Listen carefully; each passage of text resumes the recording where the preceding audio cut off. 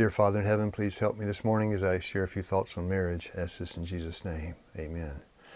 You know, dear friends, in Luke 14:28, it says, before you build a tower, count the cost. It's always good to make sure you have enough resources, right? Finances that you can finish the project.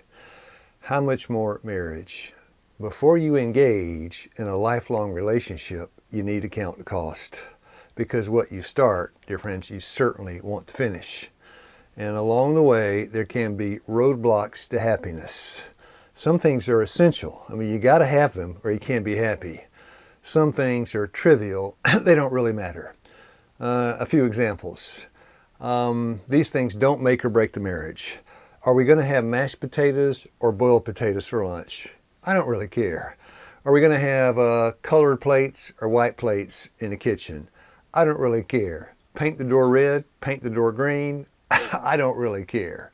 There's so many things that don't matter. But dear friends, there are some things, I call them the essentials, that do matter. One is you want to have a wife you can trust. Now, this is all vice versa, but I'm speaking from the perspective of a man. So when I say a wife you can trust, so certainly the wife wants a man she can trust. So you got to be able to trust your wife. You got to have full confidence in her. A lot of times my work is taking me to the other side of the world. I don't have to worry. I know where my wife is and what she's doing because I have that trust relationship with her. You know, I'm doing a series of health science meetings in our local jail. So it's to prisoners. They're incarcerated. And actually this subject came up the other night. We were talking about the essentials in a relationship. You know, one of them said they agreed with me. A wife you can trust. You don't want your wife to steal from you, right? You want her to be honest, an honest wife. You don't want her to talk about you behind your back. You don't want her to gossip about you. And they kept saying some things, and it dawned on me what they were doing. They were quoting the commandments, because you know the 5th, 6th, 7th, 8th, 9th, 10th. You know, once you get past honor your mother and your father, a lot of it is about the husband-wife relationship. So the 6th, 7th, 8th, 9th, and 10th, you know, you don't want her to kill you. That's essential, right? Don't kill, don't commit adultery, don't steal, don't bear false witness, don't covet your neighbor's husband or your neighbor's wife. They're saying the things that they need, the essentials, and they're quoting the 10 Commandments and don't know it. So my dear friends, the relationship God wants with us, the same essentials, is what a man wants with his wife. Well, it's a beautiful January day. And you know what's coming, don't you? No, I don't. Spring is coming. Gardening season is coming. All right. And so I'm renovating gardening beds because I'm ready to plant. It's been a little while and I'm excited about getting some food and some seeds in the ground and food started. And so I'm working on these beds, trying to get them moved a little bit and ready to plant them. We'll plant some beans here. A lot of folks are under a false impression. They think when fall comes, gardening ends for the year. Oh no. Yeah. We've been busy. You've been busy hauling leaves, and then we need a lot of things to do, yeah. Pruning and getting beds ready and planning where it goes. Oh, I can't wait for spring. Yeah, I've hauled maybe, I don't know, 75, 80 loads of leaves out of the woods, put them on the beds ready for next year. Yeah. And the leaves form fertilizer and they're mulch and they keep moisture in. The earthworms love them and it makes good garden soil. Gardening is a great blessing. But it was a fun experience learning about it and learning to garden. Another important factor is dress. I had a young man I was counseling with. He was getting involved in a relationship. We were talking about the important things. And you know, we discussed some of these things about debt and finances and all these things. And then he said, well, there's just one issue. There's this young lady, I really think she's the right one. She's perfect, except for one little issue. And I said, what's that? He said, I don't like the way she dresses. I said, oh. He said, but I'm not really worried because once we're married, I'll force her to change. I thought, you're not ready for a relationship. My dear friends, the heavy hand in the marriage relationship will put an end to the happiness very quickly. These are the kind of issues like dress. It needs to be resolved before, engagement and marriage. And if you can't come into agreement on that, will that be a problem after the marriage? Well, if it will, that's a red flag that maybe this is not the right one. So today I'm digging sweet potatoes. I've been digging sweet potatoes for several days. So these are Japanese red sweet potatoes, or red Japanese, you can say it either way. And I'm trying to dig these out. I do it by hand so that I don't damage the sweet potatoes. And so change is hard. Change is hard for all of us. There's a lot of change. I remember back to when I first started changing how I dress. And I remember we were just started reading the Bible, and I thought, Lord, what do you want me to do? I should do something. I should change. And thoughts started coming to me about things I needed to change. One was my dress. And so I went to my closet and I said, Lord, show me what to keep and what to not keep. And so I just started taking things out of the closet, and I thought, I can't wear that anymore. And I just put them all in the bag and gave them away. Well, I didn't have a lot of things left, but you know, you can always find more clothes. Thrift stores are good for that. There it goes. That one wasn't so big. It didn't go as far down. Is that a 2-pounder? Yeah, maybe a 1/4 pounder. That's pretty small. This is a little bit bigger. These aren't huge, but Is that nice, a 2-pounder? Nice looking potatoes. That's a 1-pounder. Maybe that's not even a 1-pounder problem. That's part of a dessert for Thanksgiving. That's part of Thanksgiving dessert. All right, keep There's more over digging. here. Keep digging. Okay. Another difference is age. Had another friend, a young man that I was counseling with. He was interested in this young lady, felt the Lord might be leading. And by the way, these were Christians. You know, I was a Christian at this point in my life. He was a Christian. He said, well, this lady seems just perfect for me. And I said, well, and I knew her. I said, she's 15 years older. I said, is that a problem? He said, not at all. Now, this man was 30 years old and she was 45. I said, it's no problem now. But when you hit 50, she's 65. Will it be a problem then?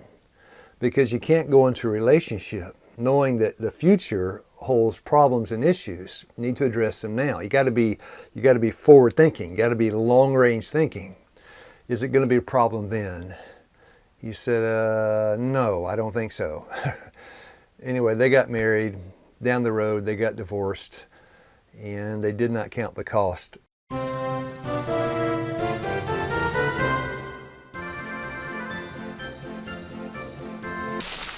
Okay, what are you going to do with all those leaves?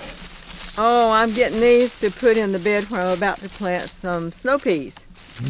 And I wish I had gotten them in there a few months ago, but I didn't. So I'm trying to get it down now to keep the weeds down and enrich the soil. These will break down, make the soil richer, and leaves are plentiful around here. So that's Plenty of leaves. one of our best sources of mulch and fertilizer. Yeah, look around. We got plenty of trees. They don't have leaves now, but they had a whole lot of leaves last fall, and they're going into our garden.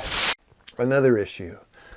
My little brother, he came to the Philippines where I was working, met a young lady, and the challenge there was something to be considered is the cultural differences. She spoke a different language. Sometimes she would talk with her friends and their language was different. The food was very different. She might prepare food that he's not accustomed to. Just a lot of things that go along with cultural differences. And I asked my little brother, I said, well, what do you think about that? Is that going to be a problem? He said, no, I like it. No, he liked the differences. They were a blessing, a benefit. It wasn't a problem at all. And he got married, and they've been married, I think, more than 20 years, and have a very happy home. And but they counted the cost before they began to build. You know, another question, maybe not as important, is like entertainment. If you marry somebody and they're all into sports and you're not, that might be a little problem. If you like to watch a lot of television and they don't, that might be a problem. You want to go to the theater and they don't, it's something to resolve before you go into the marriage relationship. So entertainment, the entertainment budget, what you do in your spare time, what you do for fun. Now my wife and I, we have just the same ideas of entertainment as to go up into the garden, you know, and grow tomatoes, grow corn. That's what we do for fun. That's what we do for entertainment. It's also our exercise. It provides food. So we're like-minded when it comes to entertainment budget. Let's buy some seeds and plant some okra. Another issue to be considered, where are you going to live? You know, some people want to live in the city. They like the urban environment. They like the action there in the city. Other people would never think about living in a metropolitan area. They want to be out in the country, fresh air, no traffic, all the advantages of what they would say of country living. But it's nice that you harmonize, because if the woman wants to be in the city and the man wants to be in the country, that can be a source of friction for their relationship. Another question, how many children? If one wants to have 8, 10, 12 children, the other wants to have 1 or none, that is something that needs to be seriously and frankly considered from all the different perspectives, especially the wife, because the wife shoulders the burden when it comes to raising children. Certainly the husband helps out, but a lot of the burden falls on the wife. And if she wants just 1 or 2 or maybe none, or maybe not any children for a while, and the husband's ready to get, 7, 8, 9, 10, wants a big family, that needs to come under discussion, under the microscope of reflection before you enter the relationship.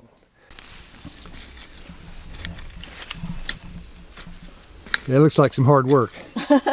I'm hilling the potatoes up. What's that mean, hilling up the potatoes? I'm throwing dirt up around them, but you have to dig the dirt out before you throw it up around it. Yeah. A lot of people do this with a tractor, but Yeah. I don't have a tractor, so I'm doing it by hand. Well, And there's a lot of grass in there. and we don't have a gym either. And we don't have a gym, so it's good exercise. So, It's awfully wet in here. It's been raining for a few days, so I'm getting wet also. rain is good. Rain is good, though. I'm happy about the Yeah. rain. Where'd you learn to use a hoe like that? In school? Experience. Okay. Do they teach that in Emory University? No, and I'm not sure I'm so good at it anyway. This is Hoeing 101. It's hoeing 101. I'm definitely in 101 class here. 101. And there are a lot of other things, they may seem small when you contemplate them, but when you get into the real life of living, the real life of cooking and cleaning and washing dishes and all these things. What about domestic duties? Like in our home, Darlene does a lot of the cooking. I do some, but she does a lot. But friends, I do all the dishes. We have a relationship that we're both very happy with. And so it's nice to discuss that. I take care of the vehicles, right? I change the oil in the car. But Darlene does a lot of things in the garden that I don't do. She does all the planning, what we're going to do and where we're going to plant this and plant that. So we each have our duties. But if the husband won't help in the kitchen, that might be a problem. I was in, I think it was Guatemala, some country in the Caribbean. We were talking about relationships and courtship questions. The question came up about washing dishes. It's just a simple illustration. And I said, ladies, if you're looking for a man, you want to make sure he's ready to lend a hand in the kitchen. And one of the young men raised his hand and he said, well, down in that country they called it under her skirts. We call it a sissy here. He said, I'm not going to be under any woman's skirts. I'm not washing dishes. And I thought, that is not the right man you want to marry there. This is a women's place, the women's part, the women's duties, and he's not going to do it. So that's certainly something you want to work out before you get married. And there are more personal issues like birth control and all these other things, family planning, which really is a very serious subject, but that's between the prospective husband and wife. But the post-engagement, at least in this country, in this setting, this cultural setting, engagement is a time when you come to a place where you can say, look, we believe the Lord is leading. We believe that the Lord is leading us to be a husband and a wife and join ourselves in matrimony until death do us part. That's a serious statement. And usually when people are ready to make that statement, they call that the beginning of engagement. And generally, they set a marriage date. So we're engaged, we're going to the marriage altar, we'll be married in 3 months, 4 months, whenever. And at that point, the discussion has to really get serious, because it's not a no turning back point. It's not a locked in point, but it's certainly, this is where you're headed unless God changes our minds. So that's the time to bring in a serious discussion of God. Now, if you're not a Christian, that's okay. I'm speaking to people that are non-Christians and Christians. I had a marriage in both spheres, in both worlds. I was married when I was 18, divorced at 22. We were not Christians. The marriage went downhill fast. I met my present wife, Darlene. We've been married 45 years. We were not Christians the first 10 years. We were in dire shape. So God, a serious discussion, a contemplation of the role God plays in the personal life and the role He will play in the marriage life. And of course that leads to the discussion of the roles of the husband and wife. Now when I met Darlene, she was a feminist. What that means is a couple of examples. Took her out on a date. Again, we were not Christians. Took her out on a date, bought a pizza, went to pay for it. She said, I'll pay for my half. I said, what? She said, I'll pay for my half. Okay, that was all new to me. Went out to the car, opened the door. She said, I'll open my own door. Don't open that door for me. Again, it was something new for me. So she opened the door. We got in the car. And basically her theory was that men and women were just the same. There may be a few physical differences, but a man and a woman are absolutely the same. And there are no feminine characteristics, no masculine characteristics. We're all the same. I think that kind of thinking goes out the window. If you're laying there in the bed and the cat burglar is breaking in, all of a sudden Darlene would say to me, what? You get up and you fight, right? That kind of changes because God made a man stronger than a woman. Dwell with your wives according to knowledge, giving honor unto the wife as unto the weaker vessel. So God made men stronger physically than women, but He did not make men stronger to push and pressure and persecute His wife. He made them stronger that He could defend His wife, take care of His home. I'm picking peas today. These are dried peas. These are big boy peas. And normally that would be real crispy sounding, so you know which ones to pick that are dry, but it's been wet weather, so they're not quite as crispy and crunchy as usual, but it's what we would call a field pea, or some people call them cow peas or southern peas. I don't know if you can see that there. They're kind of like black-eyed peas. There's a lot of different peas in that family. And so I'm picking those. I'm going to take them in the house and put them by the wood stove and let them finish drying. And then we just shell those and they'll keep just like if you buy dried black-eyed peas in the store. We have several kinds. These are the big boys. I have the pink-eye purple hulls outside, two different kinds of those. One is a bush top pick and another you pick off, of a trellis.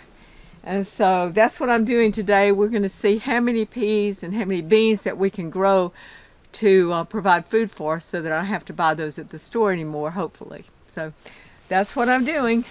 The keynote of the relationship is the marriage ceremony.